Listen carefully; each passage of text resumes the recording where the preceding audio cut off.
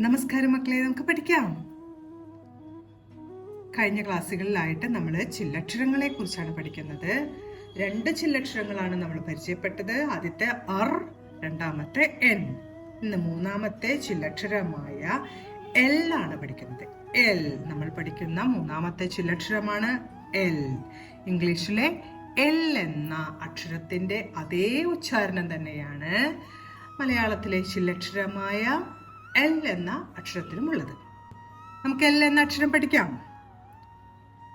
അർ എന്ന അക്ഷരം നമ്മൾ എങ്ങനെ എഴുതിയത്? റാ വരച്ചിട്ട് മുകളിലേക്ക് വളച്ചു വെക്കുകയാണ് ചെയ്തത്.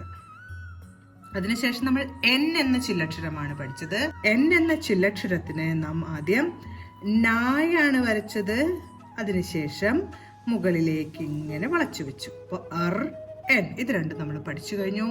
അടുത്ത് നമ്മൾ എൽ ആണ് എഴുതുന്നത്. എൽ, അതിനായിട്ട് നമ്മൾ താ എന്ന മലയാളത്തിലെ അക്ഷരമാണ് എഴുതുന്നത്. താ എഴുതിയതിന് ശേഷം മുകളിലേക്ക് ഇങ്ങനെ വളച്ചു വെച്ചാൽ എൽ എന്ന ചില്ലക്ഷരമായി. എൽ എങ്ങനെ വായിക്കണം? എൽ. താ വരച്ച് മുകളിലേക്ക് ഇങ്ങനെ വളച്ചു വെച്ചാൽ എൽ എന്ന ചില്ലക്ഷരമായി.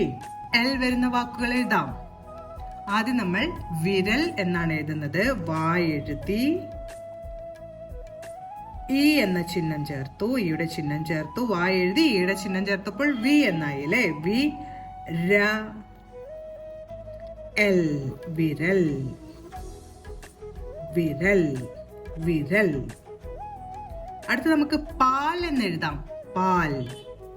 പാ എഴുതി ആ എന്ന ചിഹ്നം വരച്ചു. പാൽ, പാൽ, പാൽ. അടുത്ത് നമുക്ക് കുയിൽ എന്ന് എഴുതാം. കുയിൽ. കാ എഴുതി ഉ എന്ന ശബ്ദം വരാനായി ഊന്റെ ചിഹ്നം ചേർത്തു. കുയിൽ. യാ എഴുതി ഈയുടെ ചിഹ്നം ചേർത്തു. കുയിൽ. എൽ, കുയിൽ. അപ്പൊ നമ്മൾ ഇന്ന് എൽ എന്ന ചില്ലക്ഷരമാണ് പഠിച്ചത്.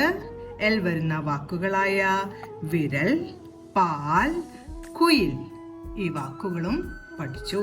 എൽ എന്ന ചില്ലക്ഷരവും ഇന്ന് പഠിച്ച ഈ വാക്കുകളും പറഞ്ഞുകൊണ്ട് എഴുതി പഠിക്കാൻ ശ്രമിക്കണം. അടുത്ത ക്ലാസ്സിൽ കാണാം മക്കളെ. നമസ്കാരം.